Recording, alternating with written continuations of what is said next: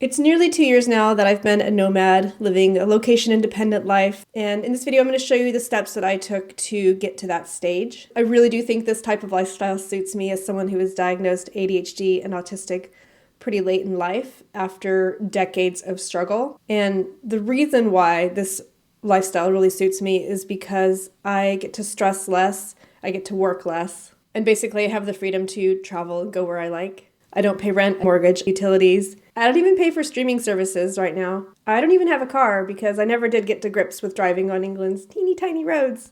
So these are the 4 steps I took to pull it off. And coming up, I'll also walk you through the pros and cons of having a location-independent lifestyle.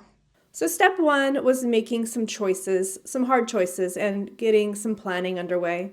I think for many years I'd been dreaming of this type of lifestyle where I didn't have to show up in an office every day. And I'd previously done some freelancing, and I know it's hard to run a business. I've also done that. Sometime in my 40s, though, I decided to go back to corporate life and really buckle down, just try to forge a career, even though it felt like it would be difficult. I did some travel when I could, but basically I did move around a lot, and I know now it's because of the ADHD, but I loved seeing new places and exploring new neighborhoods and having new walks around me. Deep down, I knew that being nomadic would be really good. So I think that shaped a lot of the decisions I made around not acquiring lots of things. The next step was to start downsizing my belongings. A lot of things were happening at once. I had relationships breaking down. There was the pandemic. I figured out I had perimenopause. So that meant there was a lot of things happening to me emotionally and physically. But I'd made the decision to sell the property that I bought for myself to live in. I thought it was going to be my retirement destination, but honestly, living there, I decided it wasn't for me. And I did rent the property out for about a year, but being a landlord is just not for me. I've done it. It's not. It's a whole mess of things that if you're prepared to deal with, that's awesome. If not, then I decided to sell it. From there, I moved into different properties. Some had furnishings already, so I didn't have to have too much with me. And yeah, I lived in 2 different rental properties because I think I mentioned I like moving around a lot. And then I moved into a property with a boyfriend at the time. When that didn't work out, at that point I didn't have very much stuff at all. The last step before I could launch my location-independent lifestyle was when I lost the responsibility for my cat because, really sadly, she got cancer and I had to have her put to sleep. It was time to become a digital nomad. And I still had my corporate job, so I needed to stay within traveling distance of London. The backbone of that lifestyle for me was to do house sitting. And because I'd had house sitters before when I had my cat, I knew what the process was. I also know that it's not possible to necessarily get back-to-back sit, so I was prepared to stay in hotels and bed and breakfast, as I need to. So the very next step was having a storage unit. I know that some people, they decide if they're going to do this lifestyle, they get rid of everything or they store things, at a relative's property. I didn't really have that luxury exactly. I have a couple family members in England, but their houses are pretty small here, so I couldn't really take a bunch of things there.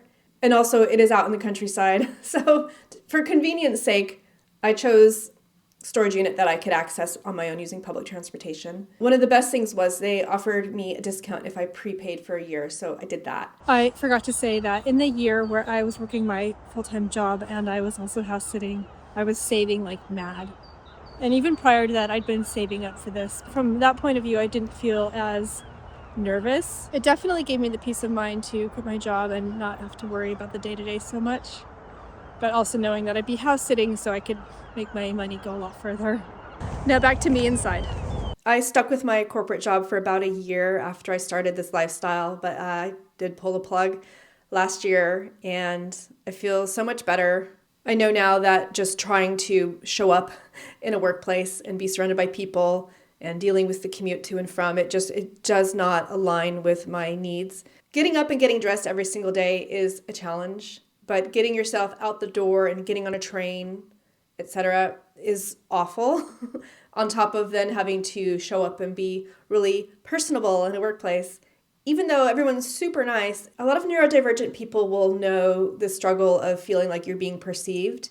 And if you're in an office, you have no escape from that. And there's always this expectation to make conversation. And I know now that me trying to live that lifestyle was going to be too difficult. So in the past year, I've been focusing on launching my own business. I've made a few pivots there, and I am freelancing as well. I could make a whole video about career choices and what went wrong and how I think the ADHD and the autism played into it, but that's another topic. I think the message here is that you should do what meets your needs right now. So try not to think about the past too much and try not to worry about the future too much. So for me, meeting my needs was I sold my property. Whether that was a mistake, we'll see. I decided to give up my expensive apartment. Not a problem. I'm not missing that at all. There's definitely pros and cons to this lifestyle. On the pro side, you have the ability to work less, stress less. So I'm a freelancer. My income is pretty sporadic, but it's okay because I'm actually not spending very much. I don't buy things very often because I have nowhere to put them, really. You know, I'm really relaxed about what I wear now. I have clothes that I buy quality and they last a long time. I've noticed such a change in my body in the last year. I used to have so much tension in my shoulder and neck, and that's reduced considerably. One of the other pros is I can take advantage of last-minute deals with travel. So I'm kind of hoping to find a really cool last-minute cruise. We'll see. Otherwise, I'm just house sitting. One of the big advantages is the fact that I can do some long-distance travel from where my home base is. And I'm sorry, when I say home base, I really mean just England because I don't have anywhere to live. I'll talk about that in a minute. With the extended travel, it means I can do back-to-backs. I can also stay in places that are much cheaper than they are. The cost of living is pretty high in the UK. I did spend some time in Southeast Asia and hoping to do some more travel in the Balkans this year, but we'll see. But going back to the pros, there are several mental and emotional benefits to this lifestyle. So in terms of my AuDHD, the autism and ADHD, my ADHD loves the flexibility and it loves the new environments I get to put myself in. I don't have rigid routines. I'm not like having to travel to the office all the time. I always struggled with maintaining a home. I had issues in the past with water leaks and having to hire tradesmen to come in and fix things.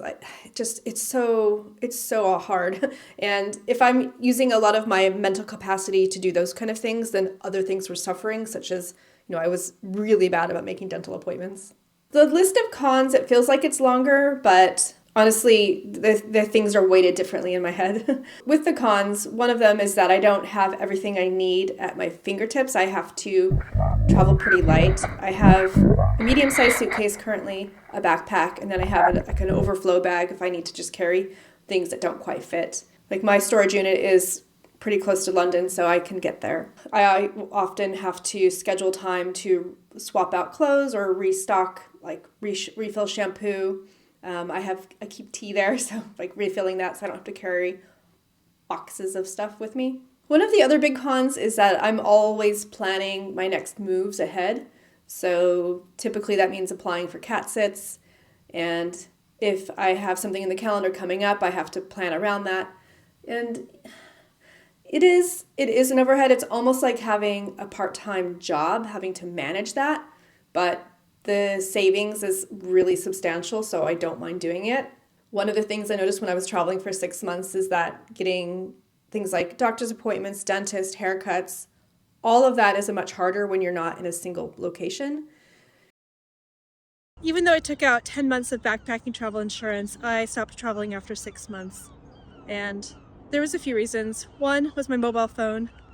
I was starting to be charged by my company because they thought after 4 months I'd already used up my reasonable allowance for my data while I was traveling abroad.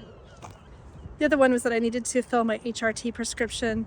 I could have done it abroad. It would have been a little bit tricky, but I didn't do it. The other reason was that I thought it'd be nice to get back and start doing some freelance work again. And then last but not least, I was missing my friends and my family. I have people who care about me. I'm gonna go back to the UK. We'll regroup and then I'm back. It's cold, but spring's almost here. So my mail goes to my sister and her husband's house now. I would love having a little cheap base somewhere to have my mail, have everything I own, and just have somewhere to sleep if I'm in between house sits. But, obviously not so expensive that I feel bad or guilty that I'm spending money to travel when I also am paying for maintaining a home. So I haven't figured that piece out yet, but cost-wise, it doesn't make sense, at least not yet. And yeah, I travel solo. It isn't always easy being responsible for everything. It remains to be seen if that's how I always do it going forward. But for now, I'm quite happy. If any of this is resonating with you, I'd love to hear from you in the comments. Let me know what questions, comments you have. I'll be making more videos about my nomadic lifestyle, keeping everything pretty simple and minimal, and how ADHD and autism has shaped my life decisions and how I'm just now figuring this out at the age of 51. And if you want to watch my video about my burnout and the first sabbatical I took, it's on the screen here. Bye for now.